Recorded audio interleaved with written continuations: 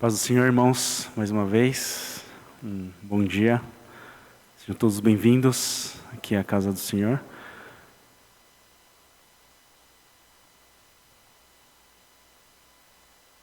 Aí foi. Não sei se vocês estão familiarizados com essa expressão niilismo. Niilismo vem do ni, que significa nihil, né? Que significa nada, né? Ou seja, o vazio.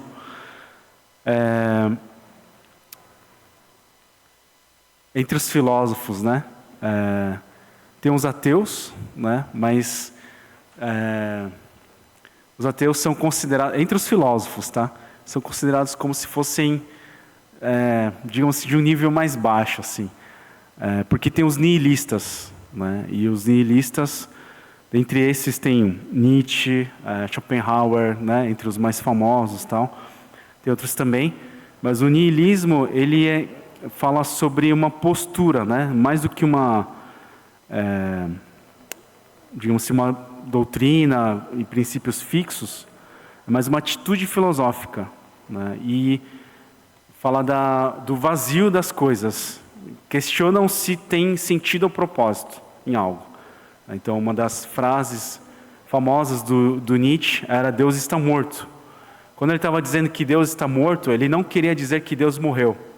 O Nietzsche, ele cresceu em ambiente cristão. O avô dele, o pai dele eram pastores.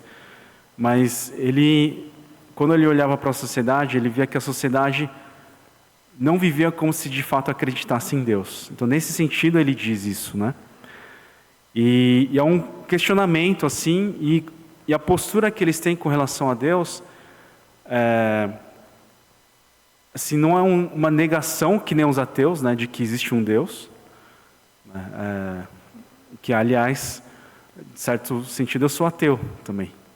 Né? Eu sou ateu de outros deuses. Eu só acredito no único e verdadeiro Deus, que está revelado nas Escrituras Sagradas, na Bíblia.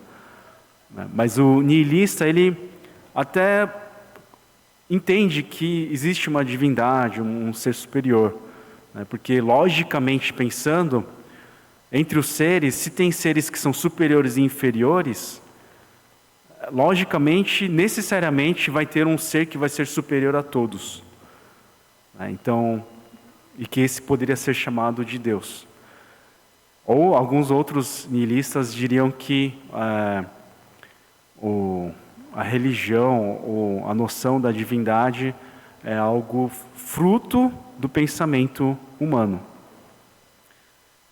E, por um lado, pode ser assim algo desesperador, mas não é necessariamente isso que que os nihilistas eles propõem. Não é? Eles propõem um valor ou um sentido de liberdade, né?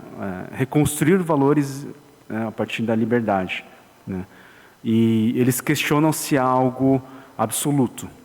Por que eu estou falando isso, né? Essa introdução talvez uma das mais complicadas. Eu não vou entrar mais fundo que isso, para vocês não dormirem, tá bom?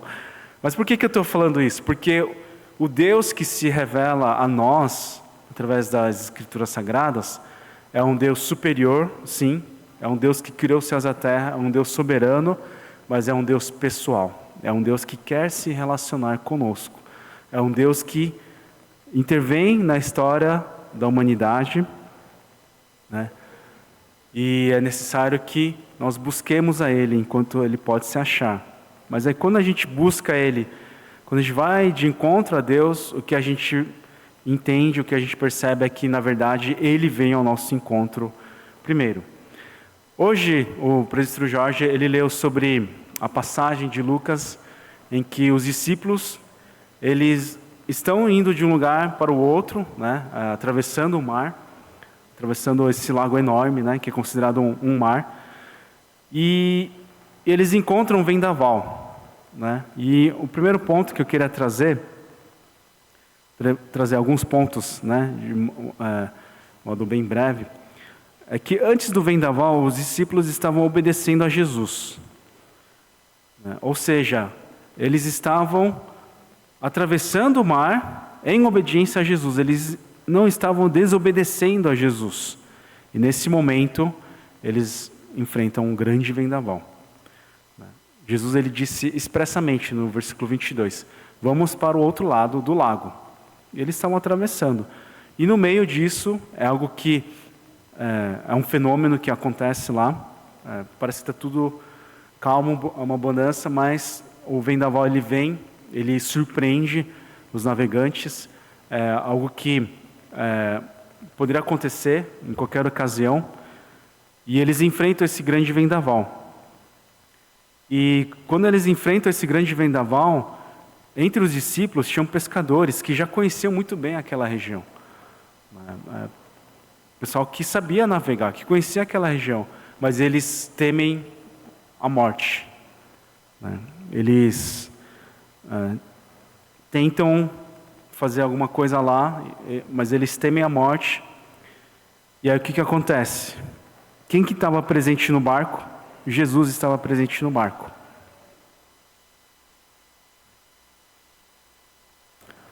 Então, o segundo ponto, o Senhor estava presente mesmo em meio ao vendaval. Mas como é que Jesus estava?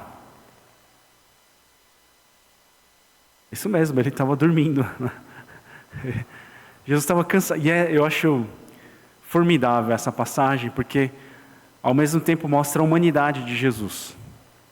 Como Criador, se fez criatura, ele estava sujeito às tentações que nós passamos, ele estava sujeito às limitações do homem, e após um dia intenso de ministério, ele estava cansado, e ele dormiu. E o sono era tão pesado, tão profundo, que mesmo o barco balançando, mesmo com o vendaval, mesmo com as águas, ele continuava dormindo, ele permanecia cansado e dormindo. E os discípulos acordam Jesus, clamando, mestre, mestre, vamos morrer. É como se estivesse falando, como você pode dormir nessa situação? A gente está para morrer.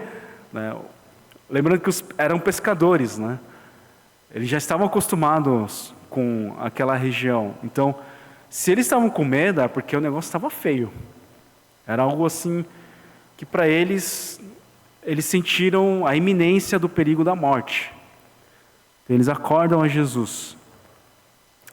E o ponto que eu quero destacar aqui é que o Senhor estava presente mesmo em meio ao vendaval.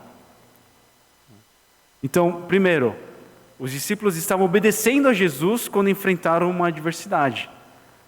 E muitas vezes as pessoas têm uma lógica, meio que uma espécie de lógica retributiva, de que se eu estou em sofrimento, se eu estou doente, se alguém bateu o meu carro, se eu enfrentei um ladrão, é porque eu fiz alguma coisa errada. Essa lógica que estava presente entre os amigos de Jó, quando Jó perdeu os filhos, perdeu os bens, ele ficou doente, a esposa largou ele, e os amigos falaram, você deve ter feito alguma coisa errada, você deve ter pecado para você estar assim. Mas naquela ocasião específica, Jó não tinha feito nada de errado, não tinha feito nada que trouxesse em consequência a perda de todas as coisas. Isso pode acontecer, obviamente, pelos nossos erros, pelos nossos pecados. Quantas famílias são destruídas por causa do pecado? Quantas igrejas, sofrem por causa de pecado de pessoas ou de liderança? Ou a gente vê a nossa sociedade brasileira sofrendo por causa do pecado dos políticos e dos líderes, por causa da corrupção. Isso pode acontecer, mas nem sempre. E quando a gente está obedecendo ao Senhor, quando a gente está em santidade, quando a gente está buscando fazer como Jesus faria, imitando a Jesus, a gente pode enfrentar adversidade também. Aliás, a gente pode enfrentar adversidade porque a gente está obedecendo a Jesus. E às vezes a gente pode pensar, Jesus ele sumiu, cadê? Mas ele está presente em nosso meio, ele não nos abandona. O sinal de caos não significa ausência do nosso Senhor. Pelo contrário, Jesus estava presente. Só que nessa ocasião, especificamente, ele estava dormindo. E os discípulos acordam Jesus Então Jesus se levanta, repreende o vento e a violência das águas, e tudo se acalma e fica tranquilo. Tem alguns estudiosos, tem algumas pessoas que até conjecturam se esse vendaval não foi causado por espíritos malignos, né, pelas potestades do mal, para tentar atacar a Jesus, os discípulos e o ministério, né? Pode ser que sim, pode ser que não. No texto não está explícito, né? Mas o fato que eu quero trazer é que ele tem poder. A palavra de Jesus tem autoridade, primeiro, sobre a criação, e se for o caso dos espíritos malignos terem causado tudo isso, ele tem poder, inclusive, sobre os espíritos malignos também. Ele tem autoridade. O Senhor, Criador dos céus e da terra, tem poder e autoridade sobre toda a criação. É esse Deus a quem nós servimos. É esse Deus a quem nós servimos. Nós cremos em um Deus todo-poderoso. Não é fruto da minha imaginação. Eu lembro de uma vez que, quando eu era adolescente, todas as quartas-feiras a gente tinha uma reunião de oração. Então tinha uma reflexão. Geralmente o pastor trazia um salmo e a gente tinha uma reflexão sobre a oração. Depois a gente tinha um período de louvor e oração. E em certa ocasião, uma psicóloga, que morava na região, ela veio visitar a gente por 1 mês, 2 meses. Ela não era crente, ela não era evangélica, mas ela estava fazendo uma pesquisa sobre os efeitos da oração na vida da pessoa. E a abordagem dela era o efeito psíquico, né, que a pessoa tem quando está meditando, quando está orando. Mas ela não considerava que a oração era para um Deus todo-poderoso e que intervinha no meio da oração. Eu lembro dela conversando com o pastor, e o pastor explicando, né, que, obviamente, quando a gente ora, isso tem um efeito sobre a gente, né, e, inclusive, é muito bom, mas é muito mais do que isso. É muito mais do que uma meditação ou um mantra, né, que as pessoas fazem, porque a gente está, de fato, conversando, se relacionando com um Deus vivo e que atua em nosso meio. E uma coisa que eu queria destacar aqui é que quando Jesus ele ordena ao vento, a violência das águas e tudo se acalma, ele não está desafiando as leis da natureza, por assim dizer, né? Ele não está indo contra a lei da natureza. Nós é que não conhecemos as leis da natureza na sua plenitude. A gente conhece um pouco. Talvez possa dizer que a gente conhece a superfície de como as coisas funcionam dentro da criação. Mas uma coisa é aqui na superfície da Terra, outra coisa é no mar, outra coisa é no espaço sideral. A maneira que as coisas funcionam, né, que a gente conhece. Então, o que está acontecendo, na verdade, é que Deus ele está manifestando o seu poder. O Jesus ele simplesmente manifesta a sua autoridade, o seu poder, quando ele repreende o vento e a violência das águas. E como e quando ele vai agir é da soberania de Deus. Aqui Jesus ele acalma o vento e as águas. Teve uma outra ocasião em que ele chamou Pedro para sair do barco, e Pedro foi andando até Jesus sobre as águas, até que ele começou a olhar para a força do vento, das ondas, e ele começou a afundar. Teve uma outra ocasião em que, lá em Atos, né, Paulo, quando ele é cativo, ele é prisioneiro, vem uma tempestade e o barco naufraga de fato. Nenhum dos tripulantes são perdidos, mas Deus permite que o barco ou que aquele navio naufragasse. Quando Deus vai fazer, Deus vai agir, nós não sabemos, não temos controle sobre isso. Mas uma coisa que nós sabemos é que, mesmo que o resultado não seja conforme o que eu gostaria, conforme o meu desejo, conforme o meu parâmetro, Deus ainda é bom. Deus é soberano e Deus é bom em todas as circunstâncias. E o que eu queria destacar aqui, que é o principal, é que Deus é um Deus pessoal, que vem ao nosso encontro e que está conosco e que se relaciona conosco. Mediante o clamor dos discípulos, o que Jesus faz? Ele age imediatamente e acalma a tempestade, e acalma o vendaval, acalma a violência das águas. Nós não cremos num ser superior que criou todas as coisas e deixou a coisa indo. Nós não cremos numa força, numa energia etérea que está por aí e não tem nada a ver conosco. Não, nós cremos num Deus que é todo poderoso, que tem poder, que tem autoridade, que se relaciona conosco. Através da oração nós podemos nos relacionar com Deus. Através das Escrituras Sagradas nós podemos ouvir da sua voz. Nós podemos conhecer a sua vontade, o propósito de Deus sobre as nossas vidas. E essa busca que nós devemos ter, porque é um Deus que galardoa aqueles que o buscam. Nós precisamos crer, conforme fala em Hebreus 11:6, que Ele recompensa aqueles que o buscam. Nós devemos buscar a Ele. E a nossa vida de fé tem que ser uma vida constante de busca em relacionamento com Deus. Independente se tem fortes vendavais ou não, nós devemos buscar ao Senhor. Obviamente que, num momento de tribulação, é uma boa oportunidade também para buscar a Deus, por que não? Mas que a gente possa buscá-lo mesmo na bonança também. Então Jesus, ele se levanta, ele repreende, tudo faz bonança, os discípulos ficam atônitos, eles ainda estão assustados, pelo poder e pela autoridade de Jesus. E nesse momento Jesus ele questiona os discípulos. Ele pergunta: onde está a sua fé? Eu não sei o quanto os discípulos ficaram surpresos com essa pergunta. Eu não sei o quanto isso surpreende vocês, ouvindo essa pergunta, mas o fato é que Jesus ele espera que os seus discípulos tenham fé em Jesus.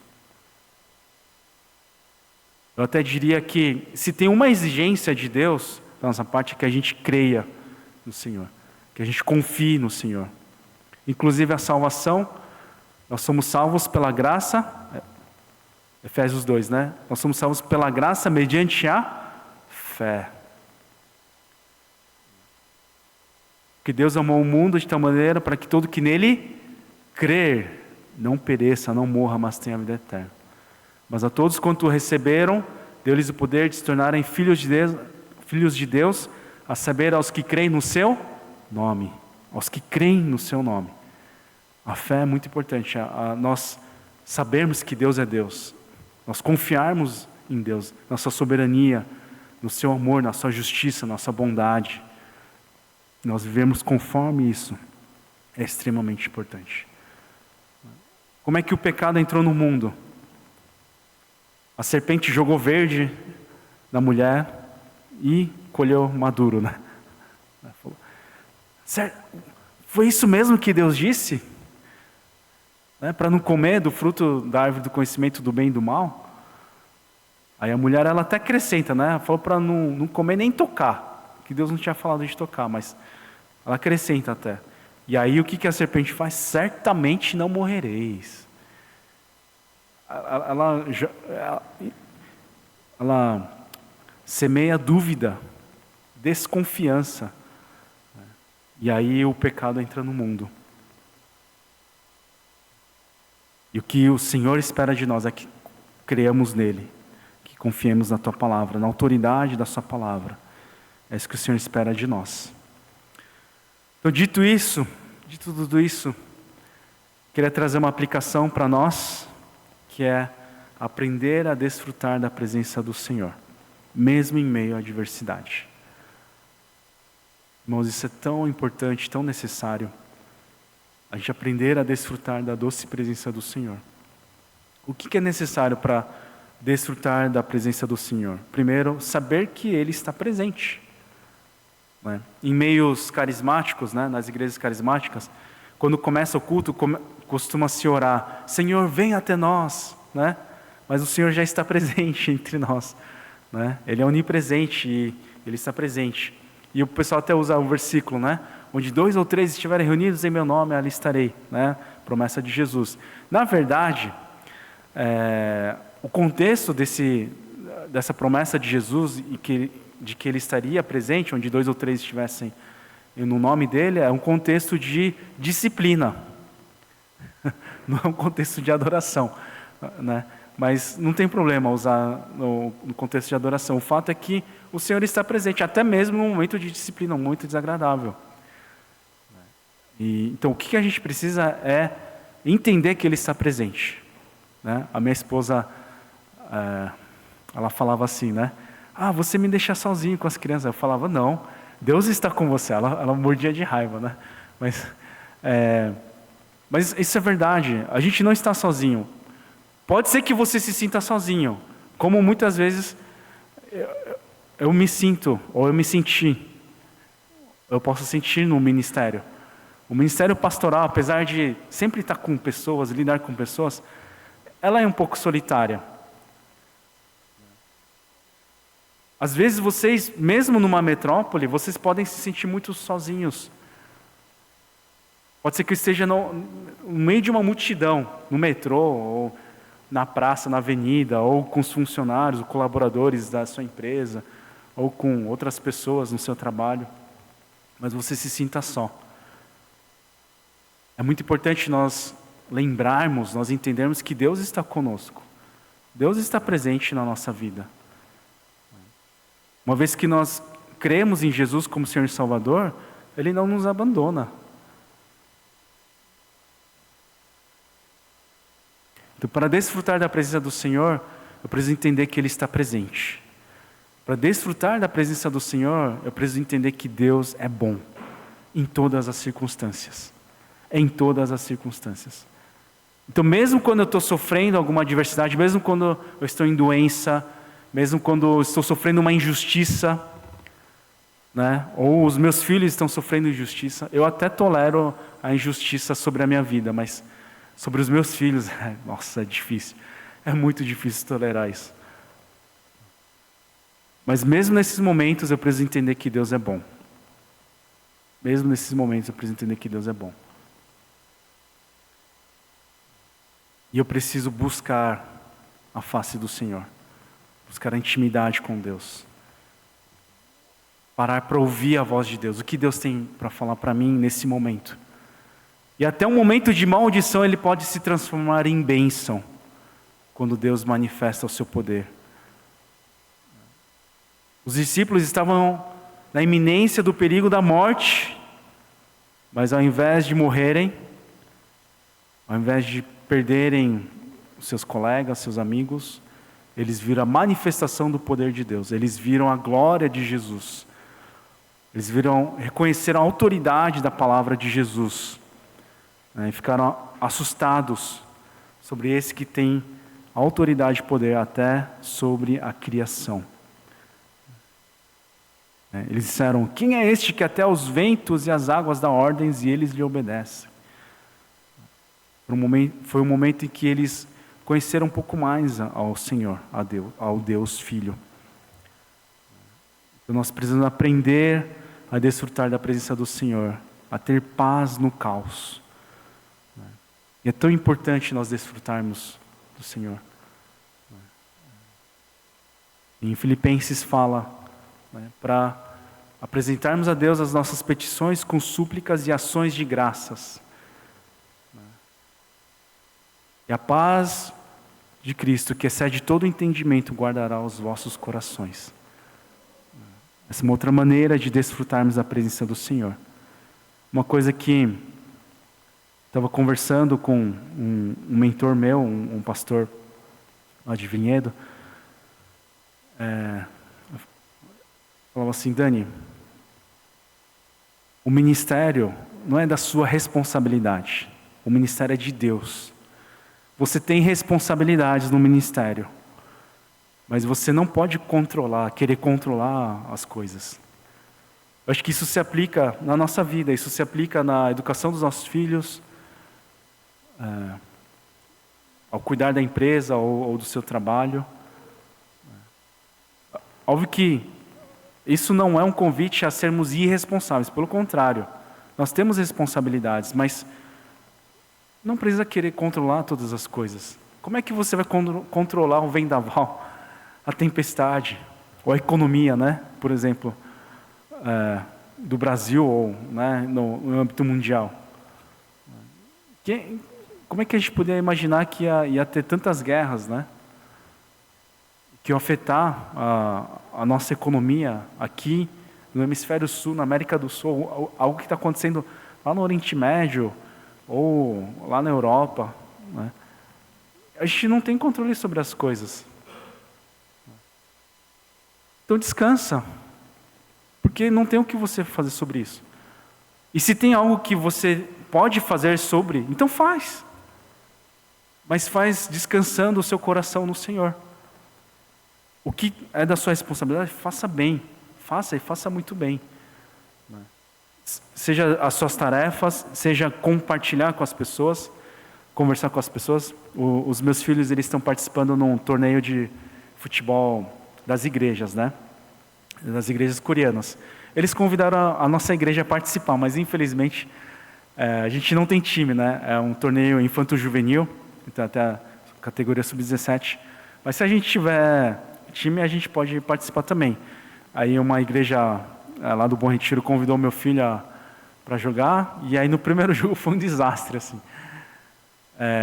O goleiro do time dele tomou gol, assim, a pessoa do time estava passando a bola, ele deixa a bola passar e tomou gol. Aí, assim, enfim, e aí o Davi, ele foi caçado, né, porque ele estava 1-0 para o time adversário, ele fez 1-1, aí começaram a caçar ele, né, e das 5 faltas, 4 foram em cima dele, né, então ele não conseguiu jogar direito também. Aí depois ele foi para o banheiro chorar junto com outro amigo. Foi um caos, assim, né? Foi muito difícil, assim. Mas aí eu falei para o Davi, né? Você faz a sua parte e tenta fazer gol. Aí eu falo para ele, abriu, chuta, porque né, o time não está coeso, assim, né? Mas eu falei, uma coisa que você pode fazer é que nem um capitão do time, você pode chamar as pessoas, falar para o goleiro, né? Falar, presta atenção, não deixa a bola passar. E o que ele falou é que o goleiro, eles são da mesma idade, mas o goleiro, ele tem medo, assim, um pouco, ele estava nervoso, não sabe se desempenha bem. Aí eu falei, fala para ele, cara, você vai catar as bolas, você vai mandar bem, né? Ou seja, dá força para os amigos, né? Liderar o pessoal, assim. Na quadra, né? Então, de repente, até isso a gente pode fazer na família, na empresa. A gente pode, né, chamar as pessoas junto para colaborar junto, tal. Mas se tem coisa que é maior, não tem por que eu querer controlar todas essas coisas. Só para citar um exemplo, por exemplo, no meu caso, não é da minha responsabilidade as pessoas se converterem ao Evangelho. Acho que não é só do meu caso, mas de todos os discípulos que compartilham o Evangelho com as pessoas, né? Não é da nossa responsabilidade convencer as pessoas, enfiar a goela abaixo a palavra de Deus, para que nem Deus faz isso. Qual que é a minha responsabilidade? Pregar, compartilhar, semear, confiar, ser luz. Né, como a gente compartilhou nas semanas anteriores. Confiar na palavra de Deus, agir conforme essa confiança, agir conforme a palavra de Deus. E isso é da minha responsabilidade. Né? Confiar na palavra de Deus. O resto, deixa Deus agir. Né? Se a pessoa vai responder positivamente ou não, a minha ação não é da minha responsabilidade. Não é da minha responsabilidade os meus filhos, eles falarem sim para tudo que eu vou falar, para as minhas instruções. Vai ter momento que eles vão errar. E deixa eles errarem, deixa eles se frustrarem. Né? Eu estava pensando, né, quando eu estava conversando com o Davi sobre o jogo, por um lado eu fiquei chateado, né, também, porque, por que eu coloquei o meu filho num time fraco? Eu fiquei pensando, porque, ele precisava passar por essa frustração, mas por outro lado eu pensei, cara, tomara que ele saia mais forte disso. Tomara que ele aprenda a lidar com frustração e isso não consuma ele. Para que ele possa ser o mais forte. Que a gente possa aprender a desfrutar da presença do Senhor. E por último, né, já concluindo, a tempestade ela vai passar. O vendaval ela vai passar. A pergunta é, como você vai decidir passar pela tempestade? Eu lembro que na época da Covid, né, 2020, né, eu entrei na igreja em fevereiro de 2020, aí foi decretado o lockdown, né, lock-in, como é que fala? O fechamento de tudo, os estabelecimentos, no terceiro domingo de março. Então eu tive 6 semanas para conhecer o pessoal da igreja, e nem deu para conhecer todo mundo, porque a gente teve várias reuniões com os oficiais, com o pessoal da escola dominical, não sei o que lá. Graças a Deus a gente teve o retiro, né? Então eu conheci pelo menos metade do pessoal. Mas de repente tudo fechou e a gente teve que se adaptar à situação. A gente não sabia se ia ser só 2 semanas, 4 semanas, se ia ser mais ou não. E eu lembro que numa das pregações eu fiz um desafio, né, para os irmãos, dizendo assim: a gente não sabe quanto tempo vai passar, a gente ainda não entendia a doença, não entendia a gravidade da situação. E eu fiz um desafio de, depois que tudo isso passar, seja um mês, seja um ano, como é que você vai ter passado por isso? Como é que a gente vai gastar o tempo que agora na época a gente tinha em abundância de repente, porque não precisava se locomover para o trabalho, tudo começou a virar home office, né? Mas ao mesmo tempo tudo foi se misturando, e aí um monte de... Eu não sei vocês, mas eu assinei acho que uns 3, 4 cursos naquela época. Agora eu tenho tempo, tenho um pouquinho de dinheiro, então acho que eu vou investir nisso.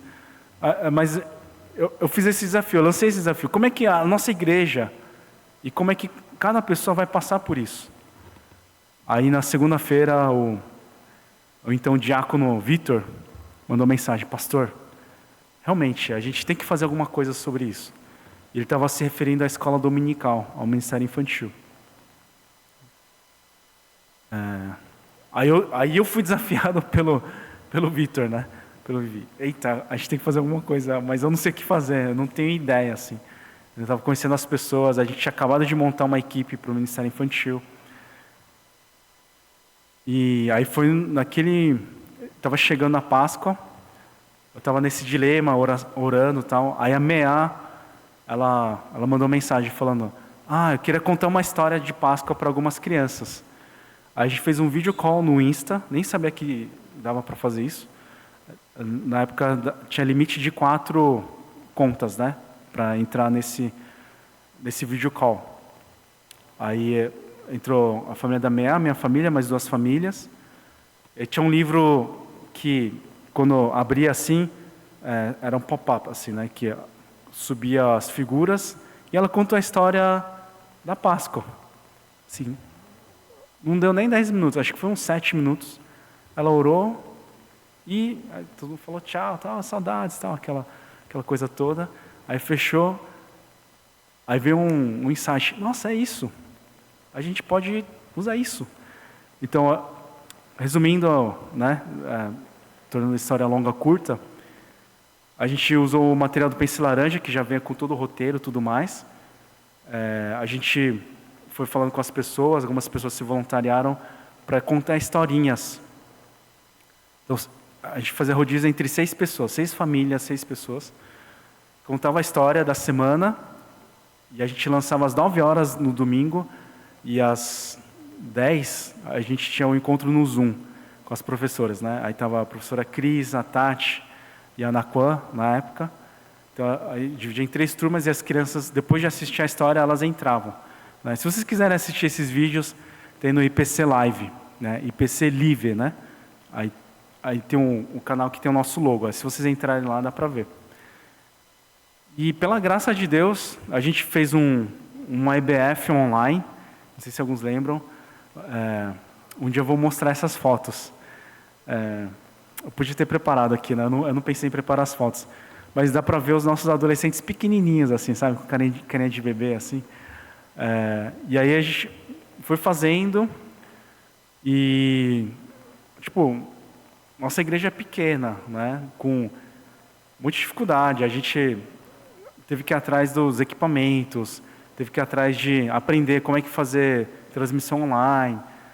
O pessoal fazendo aquele vídeo caseiro mesmo, sabe, para contar histórias. Se vocês quiserem ver eu pagando mico, podem ir lá ver as histórias. A equipe de louvor fazendo uns clipes, né? Assim, aí já era um nível bem profissional, assim, mas no final foi muito gostoso, apesar, né, obviamente não desmerecendo o sofrimento, as incertezas, as despedidas que a gente teve, né, de pessoas queridas que faleceram naquela época. Apesar de tudo isso, Deus abençoou a nossa igreja, a nossa comunidade. Então, e a gente teve, pela graça de Deus, a gente teve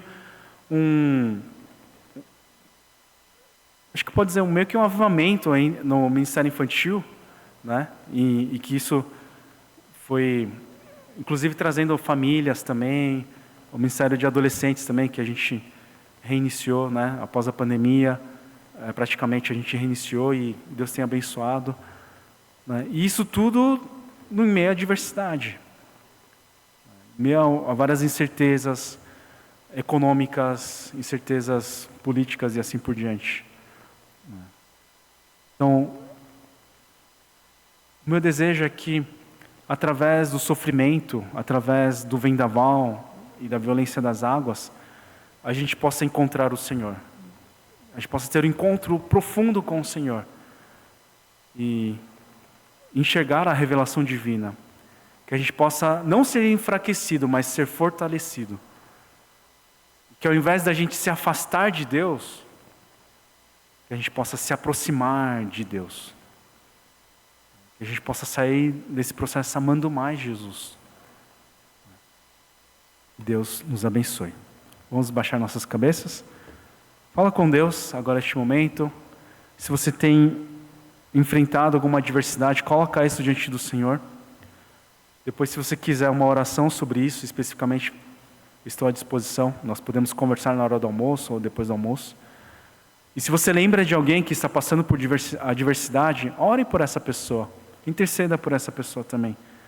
De repente, quem sabe Deus quer usar a sua vida como um canal de bênção na vida dessa pessoa.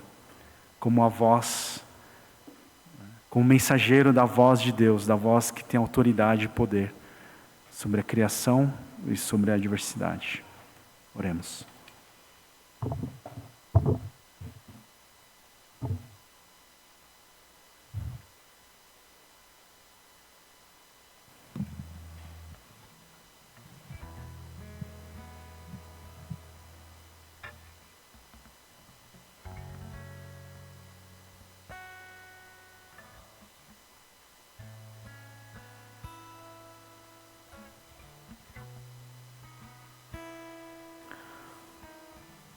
Pai, muito obrigado porque Tu és um Deus soberano, todo-poderoso, mas que vem até nós. Mesmo se limitando como criatura, mesmo enfrentando todas as adversidades, todas as dificuldades, as limitações, até mesmo tentações de um ser humano, o Senhor vem até nós para conviver conosco, para falar olho no olho, para passar cansaço, fome conosco. Que nós possamos lembrar, que nós possamos ter a convicção da Sua presença nas nossas vidas, que nós possamos buscar a Tua face a cada momento. Ensina-nos a desfrutarmos da Sua doce presença, a glorificarmos o Teu santo nome, mesmo em meio às adversidades. Abençoa os nossos corações, que nós possamos apresentar a Ti as nossas petições com ações de graças, para que a paz de Cristo, que excede todo entendimento, possa guardar os nossos corações. Guarda-nos, Senhor, livra-nos do mal, e ser glorificado em nós e através de nós. Assim nós oramos e agradecemos em nome de Jesus. Amém.